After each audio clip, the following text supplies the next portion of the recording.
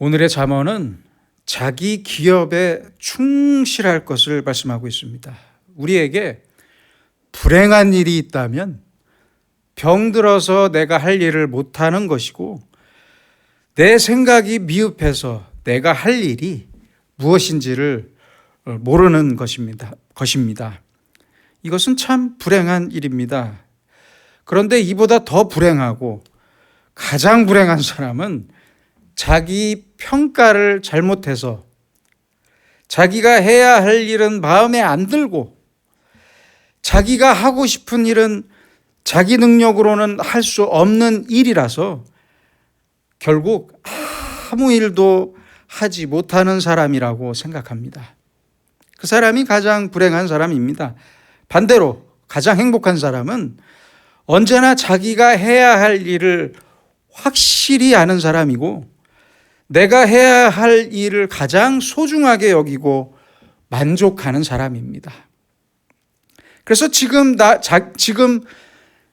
자기가 하고 있는 일을 기쁨으로 하지 못하고 억지로 하고 할 수 없이 하고 죽지 못해 하면서 한평생을 사는 사람은 대단히 불행한 사람입니다.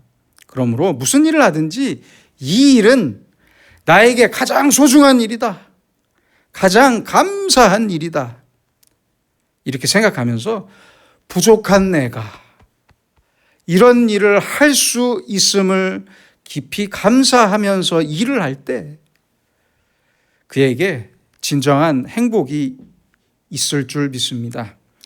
직장 생활을 생각해 보세요. 내가 어떤 일이 주어졌든지, 그 일이 천한 일이든지 귀한 일이든지 내게 일거리가 주어졌다는 것은 아주 소중한 거잖아요. 그렇게 생각하면서 내게 주어진 일을 감사하며 일하는 사람들이 있어요. 이런 사람들은 아침에 출근할 때마다 기분이 좋고 저녁에 돌아올 때도 보람이 있습니다. 그런데 어떤 사람들은 자기에게 맡겨진 일이 영 못마땅해요. 나같이 능력 있는 사람이 아니 왜 이런 일이나 하고 있어야 하나, 이렇게 생각해요. 원래 내 팔자에는 이런 일이 없어야 하는데 내 팔자가 잘못됐다? 항상 불만이에요. 하루 이틀이 아니라 한평생 불만하더라고요. 한평생 불만이에요. 결국은 평생 자기가 원치 않는 인생을 살면서 노예적 인생을 사는 사람들이 있습니다. 아니, 이 얼마나 불행한 일입니까? 그래서 우리는 아주 작은 일부터, 아주 작은 일에서부터 내 삶의 의미를 찾아야 한다는 말씀입니다. 18절에 보면 이에 대해서 아주 간단한 비유로 말씀하고 있습니다. 무화과 나무를 지키는 자는 그 과실을 먹는다. 무화과 나무를 잘 가꾸고 지키는 사람이 무화과를 먹을 것이다. 얼마나 간단한 이야기입니까? 개역개정 성경에는 지키라고 번역되어 있지만 본래의 뜻은 잘 가꾼다는 뜻입니다. 부지런한 사람들을 보면 아주 작은 일에도 앉아있지를 않습니다. 놀질 않아요. 일을 안 하면 자기가 죄 짓는 줄 알아요. 일 안 하고 밥을 먹는다는 것 자체를 큰 부끄러움으로 생각해요. 농부들을 보세요. 얼마나 부지런히 일을 하십니까? 씨를 뿌리고 가꾸고, 심지어는 집 주위에도 상추를 심고 고추나 호박도 심잖아요. 그리고 가까운 사람들에게 나눠줍니다. 이렇게 열심히 심고 가꾸면서 철마다 잘 먹는 집이 있는가 하면 어떤 집은 일을 안 해요. 아무것도 안 해요. 그래서 옆집에 갑니다. 가서 아니 그거 어디서 났어? 하면서 얻어먹기만 좋아하더라고요. 오늘 성경이 말씀하는 그때 당시에 무화과 나무는 가장 흔한 나무였고 쉽게 잘 자라면서 열매도 많은 나무였습니다. 중동 지역의 무화과 나무는 열매가 아주 많이 열립니다. 그래서 대충 심어만 놓아도 많은 열매를 얻을 수 있었어요. 그런데 그 무화과 나무를 심지도 않고 하나님이 무화과 열매를 하늘에서 뚝 떨어뜨려 주시기만 바래요. 그래서 하늘만 쳐다봅니다. 이게 잘못이라는 거죠. 우리가 하나님께 기도할 때도 그렇습니다. 아이들이 공부를 잘해서 좋은 대학에 들어가길 바랍니다. 그렇죠? 내일 또 수능 시험일이기도 한데 누구든지 자기 자식이 공부를 잘해서 좋은 대학에 가길 바래요. 그런데 생각해 보세요. 아니 먼저 공부를 해야 공부를 잘할 수 있죠. 그렇잖아요. 그래서 부모는 자식들이 내 자녀가 먼저 잘 공부할 수 있는 분위기를 만들어 줘야 해요. 공부할 용기를 줄 수 있어야죠. 공부하지 못하게 부부끼리 매일 싸움질이나 하고 본을 보이지 못하면서 아니 어떻게 아이들이 공부를 잘하길 바라고 또 공부 잘하게 해달라고 기도를 하는 것입니까? 그런 기도는 하나님께서 듣지 않으십니다. 이게 얼마나 잘못된 일입니까? 그러므로 무화과 나무를 지키고 잘 가꿔라. 그러면 무화과 열매를 먹을 것이다. 얼마나 단순하고 좋은 말씀입니까? 얼마나 중요한 말씀입니까? 또 이어서 말씀합니다. 주인의 시중을 드는 자는 영광을 얻느니라. 주인의 시중을 드는 것, 이것은 우리에게 맡겨진 일을 말씀합니다. 물론 내가 선택해서 하는 일도 있지만 나에게 맡겨져서 하는 일도 있잖아요.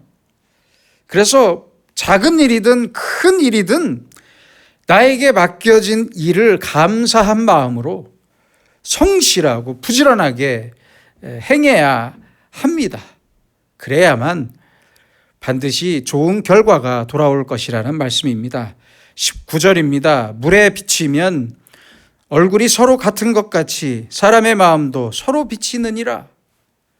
여기에서 같다는 말은 물에 비친 얼굴과 내 얼굴이 같다는 말씀입니다. 옛날에는 거울이 없었어요. 그렇죠? 거울이 그렇게 쉽게 구할 수 있는 물건이 아니었어요. 그리고 가격도 아주 많이 비쌌습니다. 그래서 옛날 사람들은 거울이 없어서 물에 얼굴을 비춰 봤어요. 그랬잖아요. 그 얼굴과 내 얼굴은 당연히 같은 얼굴이죠. 아주 중요한 말씀입니다. 그렇게 물에 비친 얼굴처럼, 거울에 비친 얼굴처럼, 내 얼굴처럼 사람과 사람 사이에도 서로를 통해 내 얼굴이 비춰진다는 것을 잊지 말아야 합니다. 서로가 서로의 거울이 되는 거예요. 그래서 내 주변의 사람들이 나에게 어떻게 대하는지를 잘 생각해 보면 그게 바로 내 얼굴이라는 말씀입니다. 그걸 잊지 말아야 합니다. 내 얼굴을 내가 못 보고 거울에 비친 모습을 내 얼굴로 볼 수 있는 것처럼, 그렇죠? 거울이 있어야 내 얼굴을 보죠. 그것처럼 우리는 내 주변의 사람들에게 계속해서 내 얼굴을 보고 있습니다. 그 사람들이 거울이 돼서 내 얼굴을 보여주고 있어요. 그들의 마음속에 내 진실이 새겨지고 그들을 통해서 내 자신을 볼 수 있다는 겁니다. 이 사실을 꼭 잊지 말아야 합니다. 그래서 내 주변에서 들리는 소리나 되어가는 일들은 모두 내가 심은 대로 거두는 것입니다. 내가 친절하게 대하면 상대방도 나에게 친절하게 대해줍니다. 상대방에게 안 좋은 말이나 행동을 했다면 좋지 않은 말이나 행동이 나에게 그대로 반사가 돼서 돌아올 것입니다. 그러므로 우리는 주변 상황에 대해서 스스로 책임을 질 줄 알아야 하고 반사되는 말과 일과 사건들을 내가 심은 것에 대한 결과로서 그대로 잘 수용할 수 있는 겸손이 있어야 합니다. 그래서 나는 친절하게 했는데 왜 저 사람은 나에게 친절하지 않을까? 그렇게 쉽게 말할 수 없어요. 가끔 물론 예외의 일도 있겠지만 길게 멀리 두고 보면 다 자기가 했던 탓입니다. 그래서 물에 내 얼굴이 그대로 비치는 것처럼 서로의 말과 마음과 행동도 서로 비치는 거예요. 심지어는 사람이 아닌 동물도 그렇대요. 재밌죠? 2017년 2월 8일 영국의 일간지인 데일리 메일의 보도에 따르면 주인이 신경과민이면 그 집에서 기르는 강아지도 스트레스가 많고 주인이 느긋하면 그 개도 성격이 느긋하다고 합니다. 오스트리아 빈 대학교의 연구진은 132명의 견주들과 그 반려견을 대상으로 실험했는데요. 주인의 성격이 비관적이고 불안하면 그 개의 성격도 주인과 같아지는 것을 발견했습니다. 세상에 동물과도 반사작용이 있어요. 동물에게도 내 마음이 그대로 전달되는 거예요. 보세요. 물에 비친다는 것은 사람뿐만 아니라 모든 사물에 비친다는 것을 의미합니다. 내 마음이 계속 비치고 있어요. 그 반사된 것을 내가 지금 보고 있는 거예요.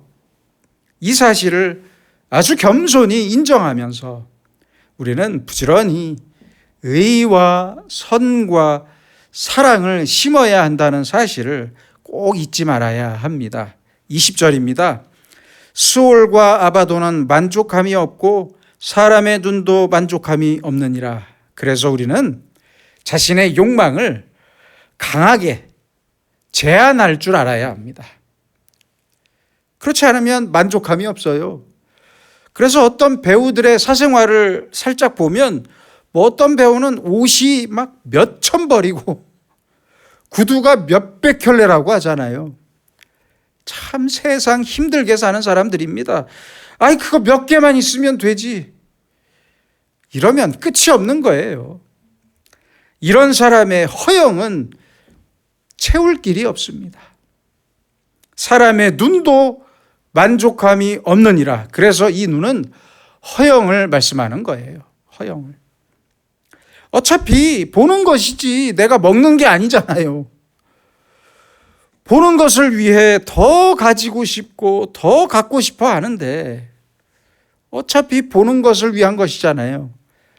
제일 웃기는 사람이 어떤 사람들인 줄 아십니까? 보석을 많이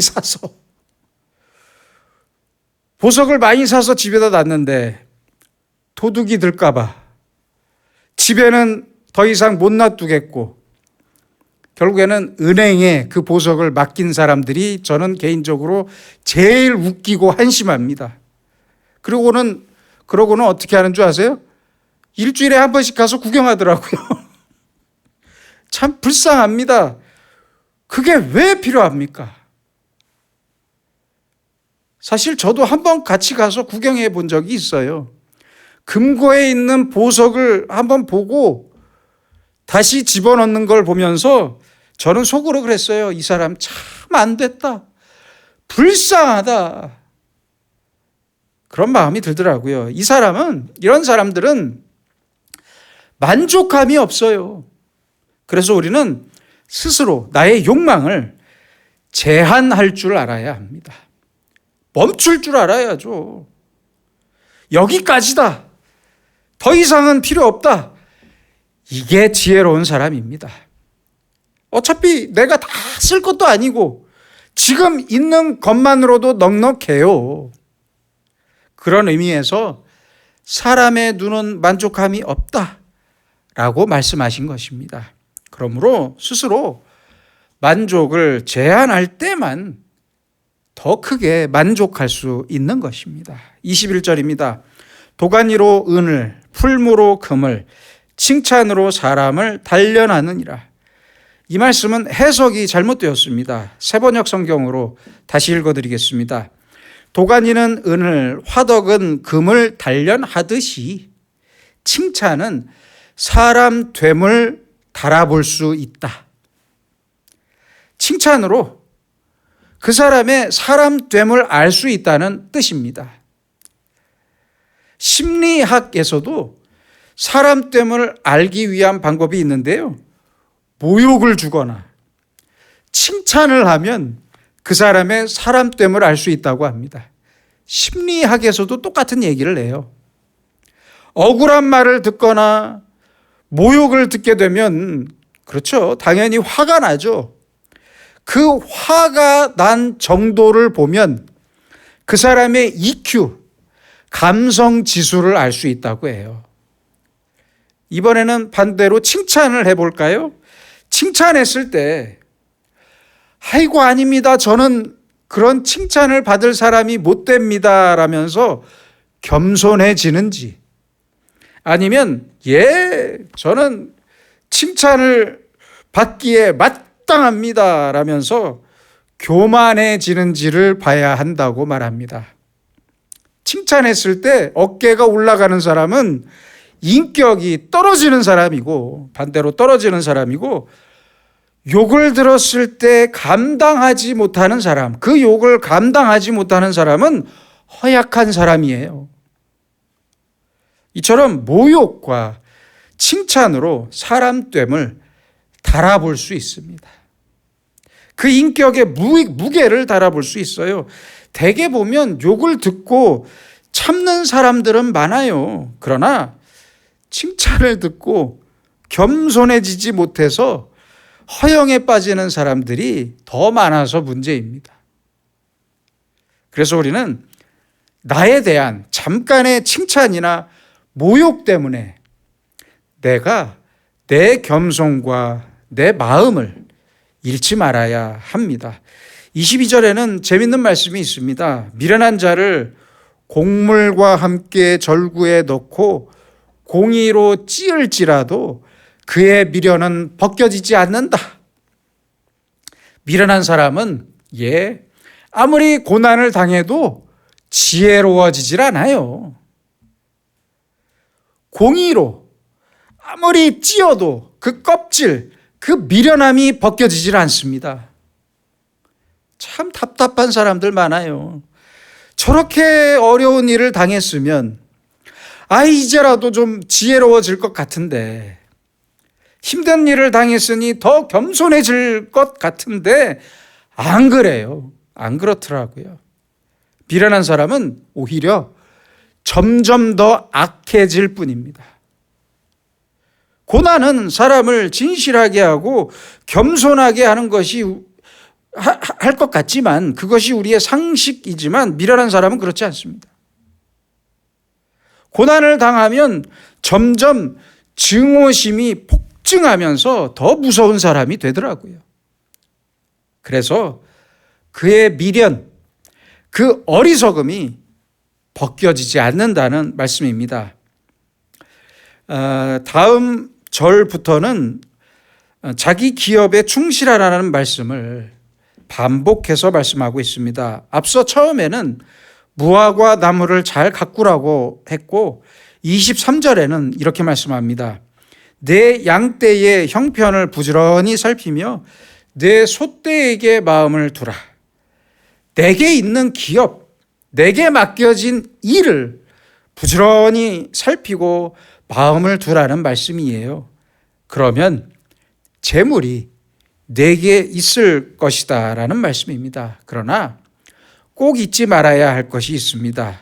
24절에 보시면 대저 재물은 영원히 있지 못하나니 면류관이 어찌 대대에 있으랴.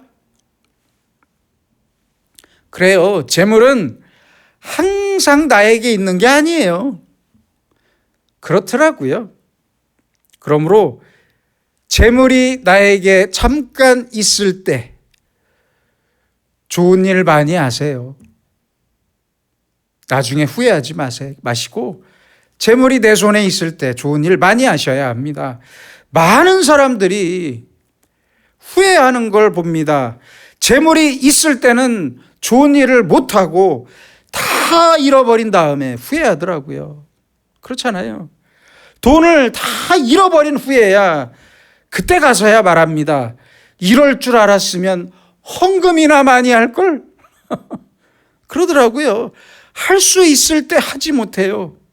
여러분 절대 잊지 마세요. 내 재산은 절대 내 것이 아닙니다. 아니에요. 착각하지 마세요. 아니 밥상에 산의 진미가 펼쳐 있다고 다 내 것입니까? 아닙니다. 먹는 것만 내 것입니다. 그런데 더 중요한 게 있어요.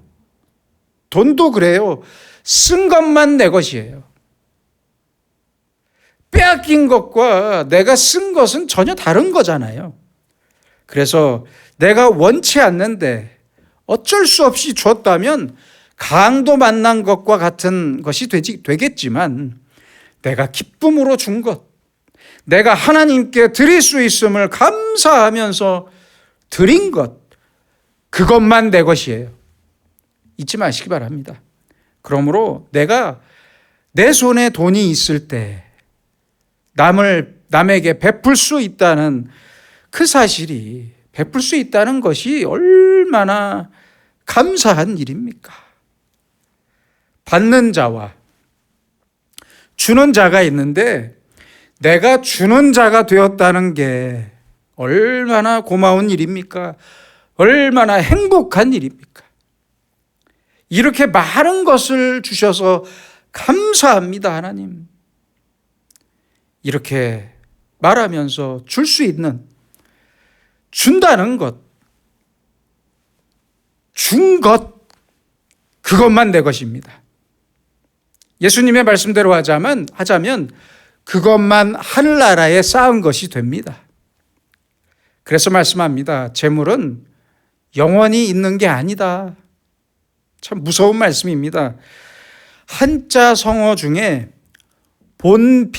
본비아물이라는 말이 있습니다. 본래 내 것이 아니다라는 뜻이에요. 본래부터 내 것이 아니었습니다. 순자산이 1조 8천억 원인 미국의 여성 팝스타가 있습니다. 이름이 리한나인데요. 그녀는 재단을 설립해서 2012년부터 많은 어린이를 돕고 있는데 2019년 방송국과의 인터뷰에서 이런 말을 했습니다. 내 돈은 나만을 위한 것이 아닙니다. 항상 다른 사람을 도울 수 있어야 한다고 생각합니다. 참 멋진 여성인 것 같습니다. 우리도 언제나 재물에 대한 올바른 가치관을 가지고 재물에 대한 모든 일을 신앙적으로 해결하면서 재물뿐만 아니라 나의 모든 일을 하나님께서 나에게 맡기신 것이라는 믿음으로 살아야 합니다. 본래 처음부터 내 것이 아니었어요. 어느 것도 단 하나도 내 것일 수 없음을 알고 그 마음으로, 그 믿음으로 우리는 나의 시간, 나의 건강, 재능, 물질, 직분, 내 모든 것을 하나님께로부터 맡아서 누리고 있는 것 뿐입니다. 이 사실을 잊지 마시기 바랍니다.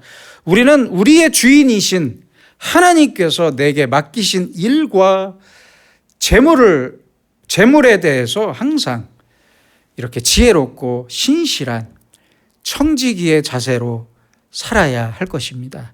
기도하겠습니다. 거룩하신 아버지 하나님, 주님께서 우리에게 맡기신 무화과 나무, 나에게 맡겨진 일을 잘 지키고 잘 가꾸도록 은혜를 베풀어 주시옵소서. 그래서 크든 작든 간에 내 손에 있는 무화과 열매를 감사히 먹게 하옵소서. 내 일뿐만 아니라 내 마음과 말과 행동을 잘 가꾸어서 거울과 같이 다른 사람을 통해 비치는 내 모습을 잘 지키기 위해 의와 선을 행하고 사랑을 심는 지혜로운 사람이 되게 하여 주시옵소서. 또한 다른 사람의 칭찬에 교만하지 않게 하시고 다른 사람의 모욕에 내 마음을 지킬 수 있는 지혜를 허락해 주시옵소서. 그래서 내가 잘 가꾸도록 내게 주신 모든 일과 함께 내게 맡기신 재물과 건강과 시간과 은사를 써야 할 곳에 마땅하고 감사한 마음으로 쓰면서 이 세상에 사는 동안 하늘나라에 더 많이 쌓을 수 있는 복된 사람으로 살게 하여 주시옵소서. 예수님의 이름으로 기도드립니다. 아멘.